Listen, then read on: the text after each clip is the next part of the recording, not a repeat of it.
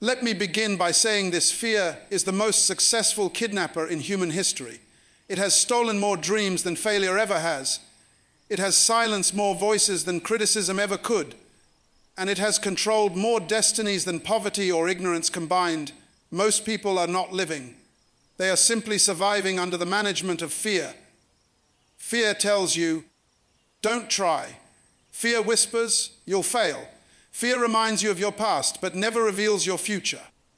But here's the truth. You cannot let fear control what God created to be free. When you give fear the driver's seat, faith moves to the back. And wherever fear leads, destruction follows. Fear is not just an emotion, it's a signal. It's the silent language your soul speaks when it forgets who's really in charge. Every time fear rises in you, it's not simply because of danger, but because of distrust. Fear says, I'm not sure if I can trust the process. I'm not sure if I can trust the promise. I'm not sure if I can trust the provider. That's what makes fear so powerful. It disguises itself as protection, but its true mission is prevention. It prevents you from moving when God says move, from speaking when truth must be spoken, from acting when faith requires a step. Think about it. How many dreams have died not because they were impossible, but because fear whispered, what if it doesn't work? You had the idea, you had the ability, you had the opportunity, but fear built a cage around your potential and convinced you that safety was wisdom. But safety is not the same as purpose. Sometimes fear will make you comfortable in the very place God is trying to deliver you from. You'll stay in a job that drains your spirit because you fear losing income. You'll stay in a relationship that steals your peace because you fear being alone. You'll silence your vision because you fear being misunderstood. Fear doesn't just stop movement. It reshapes identity. It turns warriors into worriers. The truth is, fear reveals where your faith has a gap. It shows the area where you have not fully surrendered trust. You can't say, God is in control, and then panic every time life changes direction. Either he's in control or you are. Both cannot rule the same heart. When you truly believe in divine order, fear becomes powerless, because divine order means everything that happens, every delay, every disappointment, every detour, is connected to a purpose that serves your destiny, not destroys it. Let me make this practical. Imagine you're driving on a foggy road. You can only see about 20 feet ahead. You start to feel anxious because you can't see the destination. But you still move forward because your headlights guide what you need for the moment. That's how divine order works. God doesn't show you the whole path because you might not handle it. He gives you enough light for the next step. But fear says, what if I can't see far enough? Faith says, I don't need to. I just need to move with what I've been given. You can't trust God and be terrified of what he already prepared. The fog doesn't mean you're lost. It means you're being trained to trust. Fear thrives in uncertainty. It feeds on your need to control outcomes. When you feel like you can't predict the future, fear starts building stories in your mind. What if this fails? What if I'm not enough? What if they reject me? But faith flips the question. What if it works? What if I'm more capable than I think? What if this is exactly the season I've been prepared for? The way you speak to yourself determines whether fear drives you or faith leads you. Fear says, you can't handle this. Faith answers, I was born for this. You've got to start catching fear in the act. The next time fear says, you might fall, answer back, then I'll fall forward. The next time it says, you might lose, respond, then I'll learn. Fear only wins when you stop responding with truth. You must learn to fight back with perspective. Every time fear attacks, it's an opportunity to practice faith. Every time it tries to control you, it's a test to see if you still trust the divine order that governs your life. Remember, the presence of fear doesn't mean the absence of God. It simply means you're standing on the edge of growth, and growth always feels uncomfortable. When DR.MYLES Munroe spoke about the kingdom mindset, he often reminded us that we were created to dominate, not to be dominated. Fear reverses that order. It makes the created thing control the creator.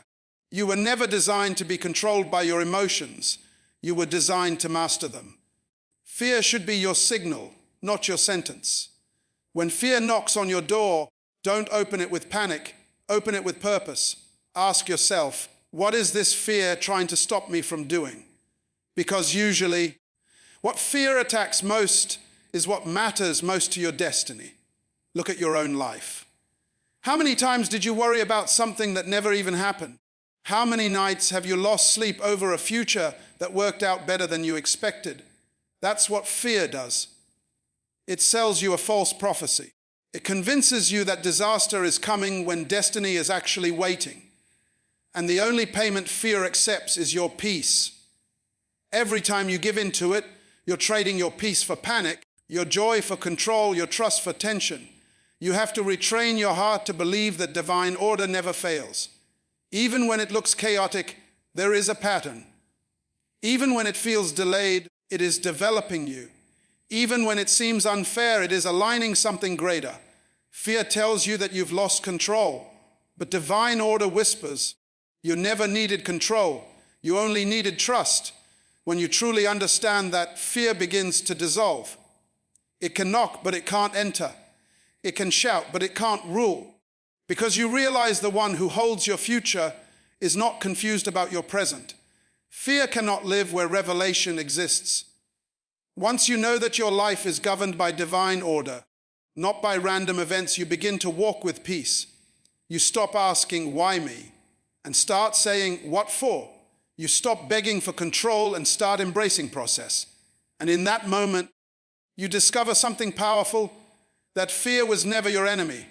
It was your teacher showing you exactly where you stop trusting God's design.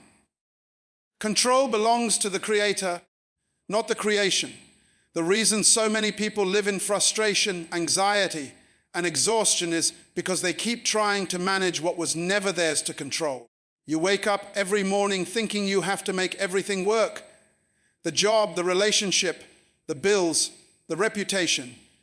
And by night you are drained, not because life is hard, but because you're carrying a responsibility that doesn't belong to you. You're trying to be the manager of outcomes instead of the steward of obedience. The truth is simple but powerful. You were designed to obey, not to control. The Creator holds the blueprint and you hold the tools. You were never meant to write the plan. You were meant to walk in it. Think about how we live. We stress about what people will think, how things will turn out, and when something will happen. We say, I need to control this situation. But control is an illusion. You can't control people. You can't control time. You can't control opportunities. You can only control your response, your faith, and your obedience. When you try to take control, you replace faith with fear and peace with pressure. You start believing the lie that your future depends on your effort alone. That's when you lose joy, because the weight becomes too heavy for human shoulders. You weren't designed to carry the full plan, only to carry your part. Imagine a potter and the clay. The clay doesn't argue with the potter. It doesn't ask, why are you pressing me this way? Why are you shaping me like this? The clay simply yields. It allows the potter to mold it because it trusts that the one who created it knows the purpose it was formed for. Now imagine the clay trying to shape itself. It would only destroy its own form. That's exactly what we do when we try to control life. We end up distorting what was meant to be beautiful. When we refuse to surrender to divine hands, we miss the masterpiece waiting to emerge from our surrender. Look at nature. The sun doesn't rise because it feels like it. It rises because it's commanded to.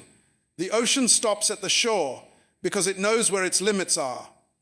Even the seasons don't compete. They take their turn in perfect timing. Creation functions in peace because it understands divine order. It doesn't fight for control. It operates under the control of its creator.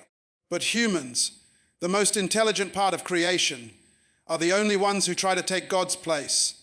That's why fear dominates us. Fear is what grows when trust dies. Let's make this real. Maybe you've been holding on too tightly to something, a plan, a person, a dream. You keep saying, if I don't make this happen, it won't work. And yet, the more you push, the more resistance you meet. Doors that should open stay shut. People who should support you walk away. Situations that should work fall apart. You think it's failure, but it's protection. Sometimes God closes what you're trying to control so he can open what you would have ruined. You're praying for progress, but he's waiting for surrender. Because until you release control, he can't release destiny. It's not that he doesn't want to bless you. It's that he won't compete with you for control. There's a difference between control and leadership. Control demands results. Leadership demands trust. You can lead your life, but you can't control its outcomes. That's why the most powerful people are often the most peaceful. They don't panic when things shift. They've learned that storms don't mean destruction. Sometimes they mean redirection. They understand that when the Creator is in control, even chaos has purpose. That's why the seed doesn't fear the soil. It knows that burial is not the end. It's the beginning of transformation. You must come to the place where you say, even when I don't understand what's happening, I trust who's in charge. Think about the moments in your life when you finally let go. You were worried sick about something, maybe a financial crisis, a health issue, a decision. And at some point, you said, I can't do this anymore. And right after that surrender, peace came. Not because the situation immediately changed, but because your position did. You moved from control to trust. You stopped fighting the waves and learned to float. That's the beauty of divine order. The moment you stop striving, you start surviving and thriving. It's in letting go that you discover how deeply you're held. Control is heavy, trust is light. Control demands answers, trust accepts process. Control makes you question everything, trust helps you rest in everything. You can't hear divine direction when you're too busy trying to dictate the route. Sometimes the reason you can't find clarity is because you've already decided what you want the answer to be. But faith doesn't work like that. Faith listens before it speaks. Faith follows before it demands. Faith doesn't need control because it understands connection, that everything in life is working together under divine coordination. Picture a child walking with their father in a crowded street. The child doesn't worry about the traffic or the turns. They simply hold the father's hand. Wherever the father moves, the child follows. That's what true faith looks like, not control, but connection. You don't need to know every turn. You just need to stay connected to the hand that guides you. And when you realize that the one leading you sees what you cannot see, you stop trying to manage what you were never designed to manage. Every storm, every delay, every detour carries instruction. Control wants speed, but divine timing values development. Control says, I need it now. The Creator says, you're not ready yet. Control says, I know what's best. The Creator says, I designed what's best. Every time you choose to release control, you grow in wisdom. Every time you surrender, you increase in strength. Because control might give you comfort for a moment, but surrender gives you destiny for a lifetime. The one who created you doesn't just see where you are. He sees who you're becoming. That's why you must learn to rest, not resist. Because when the Creator is in control, the creation can finally breathe. Faith is the transfer of authority. It's the moment you stop running your life like a CEO and start living it like a servant under divine direction. Most people say they have faith, but what they really have is belief mixed with control. They say, I trust, but they still worry, they still panic, they still try to manipulate outcomes to fit their understanding. Faith is not just believing that God exists, it's handing him the steering wheel and saying, drive even when I can't see the road. It's the decision to stop negotiating with fear and start agreeing with purpose. The problem is, we've been trained to depend on what we can predict, but faith is built in the unpredictable. It's not logical, but it's powerful because it operates in a dimension beyond sight. Every single day, Life gives us situations that test this transfer of authority. You get laid off from your job, and suddenly fear tries to grab control. You start calculating, planning, and stressing, trying to fix it all by yourself. You forget that faith doesn't panic when control is lost. It activates when control is surrendered. Real faith is when your circumstances scream, impossible, but your heart whispers, he still can. It's when you lose what you thought was necessary, but still say, even without it, I will trust. Faith doesn't wait for clarity, it moves on conviction. It's not blind, it just sees from a higher level. In daily life, you transfer authority every time you stop trying to understand everything and start trusting that everything is understood by the one who controls it. Think about a passenger on an airplane. The passenger doesn't know how to fly. They don't even see the pilot. But they sit back, fasten their seatbelt, and rest because they trust the one in control. That's faith. You don't see the pilot, but you know he's there. You don't control the turbulence, but you trust the flight plan. Faith is not the absence of storms. It's the confidence that the storm won't change the destination. When you keep control, you carry the weight. When you transfer authority, the weight shifts. That's why people who truly live by faith walk lighter even when life is heavy. They've learned that it's not their job to open every door, fix every problem, or understand every season. They simply show up with obedience and let heaven handle the rest. Fear says, what if it doesn't work? Faith says, even if it doesn't, I will still stand. Fear keeps you managing, faith makes you surrender. Fear counts losses, faith sees lessons. Fear builds walls, faith builds bridges. The danger of not transferring authority is that you'll keep living in frustration. You'll pray for peace while holding on to control. You'll ask for blessings but still dictate the timing. You'll ask for direction but refuse to move until you agree with the route. That's not faith, that's negotiation. You can't ask God to guide you and then argue about where he leads you. The reason so many people feel stuck is because they refuse to release authority. They're trying to make divine results with human control. And that never works because faith demands full surrender, not shared power. Faith is power under permission. It means saying, I trust the plan even when I don't like the process. It's the kind of faith that walks on water while logic screams. You'll drown. It's the kind of faith that builds an ark when it's never rained. It's the kind of faith that praises in the prison, believing the chains will break. It's not about how strong you are. It's about who holds the authority. You might not have control, but if your faith has transferred authority, you're already stronger than fear. Look at your own life.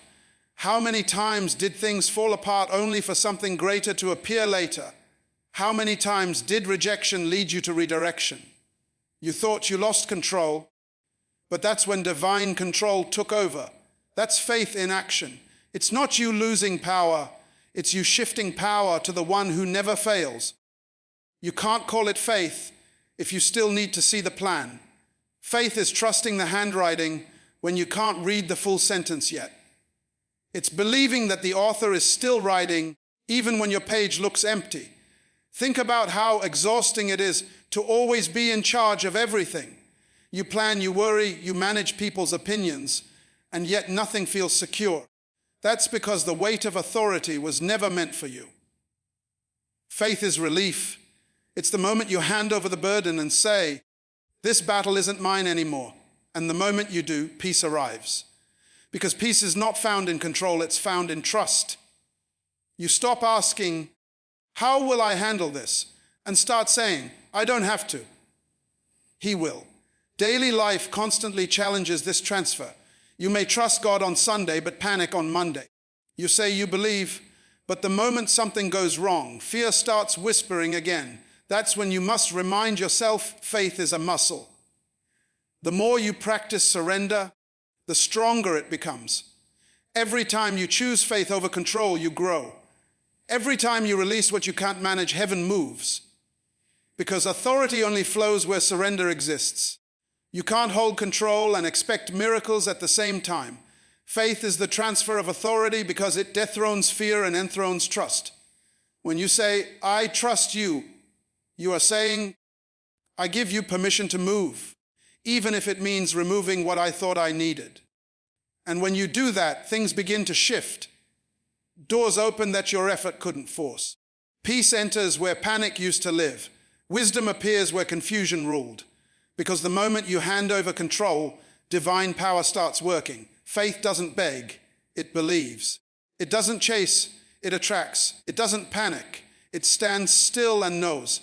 And that's the beauty of transferring authority through faith. Once you give up control, you stop living as a slave to fear and start walking as a partner with purpose. Peace is the proof of surrender. You can always tell who has truly surrendered their life, their plans, their pain, and their fears to God by one thing, their peace. Not their words, not their achievements, not their knowledge, but their calm. Because peace is not the absence of problems, it's the presence of trust. You can be in the middle of a storm and still have peace if your heart is anchored in surrender. The loudest proof that someone has let God take control is not how loudly they shout about faith, but how quietly they rest when everything around them shakes. That's the mystery of divine surrender. The more you let go, the more you gain control of yourself. The more you release, the more you receive. The more you stop fighting, the more peace begins to fight for you. Most people think peace comes when life gets easier, when money increases, when people behave better, or when circumstances align. But peace doesn't depend on what's happening around you. It depends on what's happening within you.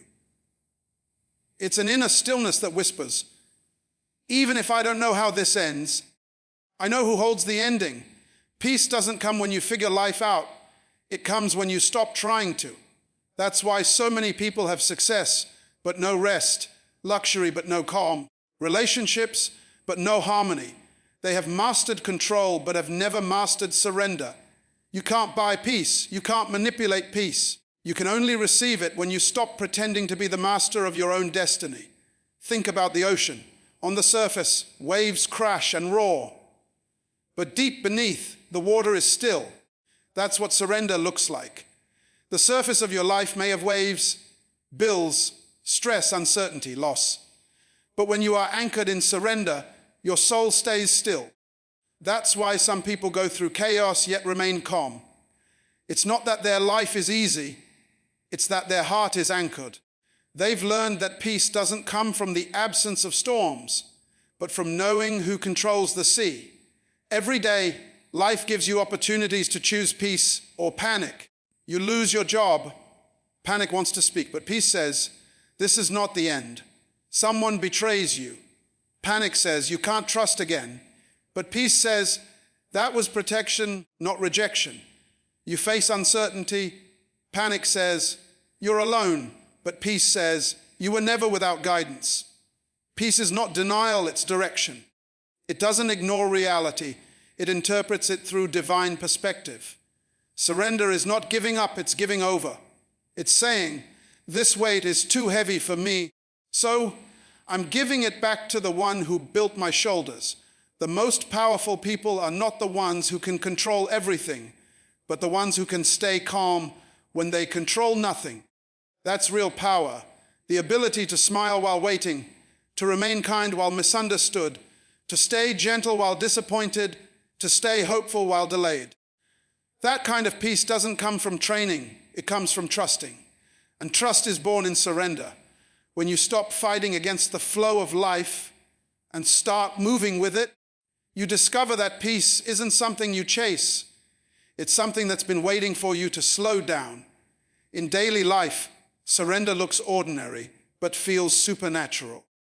It's waking up and saying, I can't control how people treat me today, but I can control how I respond. It's going to work and saying, I can't control what happens, but I can trust that it's working for my good. It's facing uncertainty and saying, I don't know what tomorrow holds, but I know who holds tomorrow. That's the language of peace. You stop trying to be your own savior and start allowing divine wisdom to guide you. You stop trying to fix everything and start resting in the fact that not everything needs fixing. Some things just need time. The reason peace feels so rare today is because surrender feels so unnatural. We live in a world that glorifies control. Society tells you, take charge, be strong, don't let go. But the truth is, strength isn't always about holding on. Sometimes it's about knowing when to let go. The strongest people are not the ones who never break down. They are the ones who surrender their breakdowns to divine hands and find peace in the process. They understand that peace is not weakness, peace is wisdom. Because when you are at peace, you are not reacting, you are responding. You are not driven by fear, you are guided by faith. When you truly surrender, peace starts showing up in the smallest moments. In the middle of traffic, you stop cursing and start breathing. When plans fall apart, you stop complaining and start saying, maybe this wasn't my door. When someone misunderstands you, you stop over-explaining and start saying, my peace is more valuable than their opinion. That's when you know surrender is real. When your peace becomes more important than your pride. When you stop needing to be right and start choosing to be still. You see, surrender doesn't make life perfect. It makes you peaceful in imperfection. It teaches you how to live above chaos instead of under it. It makes you untouchable by the things that used to shake you. You stop needing everything to go right to feel right. You start realizing that peace was never out there. It was always in you, waiting for you to stop fighting. Because when you surrender control, your heart becomes quiet enough to hear divine direction.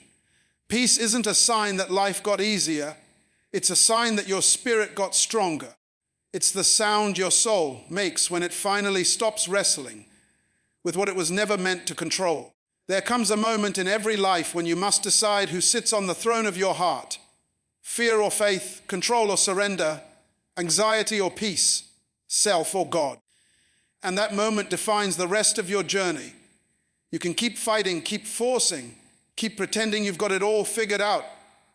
Or you can finally exhale and say, I'm done controlling what was never mine. Because the truth is, when you stop fighting the current, you start flowing with purpose. When you stop trying to write every chapter, you finally allow the author to finish the story. You are not losing control, you are giving it back to the one who never lost it. Life was never meant to be a battlefield of panic. It was meant to be a classroom of faith. Every delay, every disappointment, every door that didn't open was not punishment. It was preparation. Sometimes what feels like a closed door is actually divine protection. You may not understand it now, but peace doesn't need understanding. It needs trust. And trust means you can stand in the middle of the storm and still say, I will not be moved. You can look at the waves and say, even if they rise higher, I will rise higher. Because peace is not found in the absence of pressure, it's found in the presence of power. The power that comes when you finally let go. The greatest tragedy in life is not failure, it's fear controlling your future. Fear kills more dreams than death ever could. It whispers, you're not enough, when faith is screaming. You were born for this. You've got to make up your mind today. Fear will not be my master, anxiety will not be my language, and control will not be my identity. Because the moment you surrender is the moment you truly live. The most dangerous person in the world is the one who has nothing left to fear because they've already given everything to God. That person is unstoppable. That person can lose everything and still stand tall. That person can face the fire and still walk through because they know peace is stronger than panic and surrender is greater than struggle. You see, life will always test your trust. It will strip you, stretch you, and sometimes silence you. But remember, this silence is not the absence of God. It's the training ground of faith. When nothing makes sense, that's when peace begins to speak. And when you can remain calm in chaos, that's when you've won. The lion doesn't panic in the jungle. He knows who he is. You are the same. You were never created to be ruled by fear. You were designed to rule through faith. Don't let your emotions be the engine of your life. Let faith be the driver. You don't need to see the whole path. Just take the next step, because the next step is where peace waits. Listen, the same God who brought you through your darkest nights will not abandon you in your next battle. The same strength that carried you before is still available now. But you have to move from worry to worship, from control to confidence, from panic to peace. Don't just talk about faith for transfer authority. Let the Creator be the captain again, because when you let Him steer, every storm becomes a lesson and every delay becomes direction. You'll start to realize that the things that used to break you are now building you. The situations that used to drain you are now training you. That's what surrender does. It transforms pressure into purpose. So if you're listening right now, take a deep breath. Let go of what you can't fix. Stop replaying what went wrong. Stop trying to control who left or what broke. You are not behind, you are being prepared. You are not forgotten, you are being refined. Peace is coming the moment you stop fighting the process. Because peace doesn't mean there's no storm. It means the storm no longer lives in you. You were never meant to live on edge. You were meant to live in alignment. Today, make a decision that will shake heaven and silence fear. I will no longer live as a prisoner of control. I will let faith take the wheel. I will let peace lead my heart. I will trust even when I cannot trace. Because when you finally surrender, something powerful happens. Fear loses its voice, doubt loses its grip, and the future opens its arms. And in that moment, you realize the truth Myles Munroe lived and taught. You are never more powerful than when you are fully surrendered, because a surrendered heart is an unstoppable force.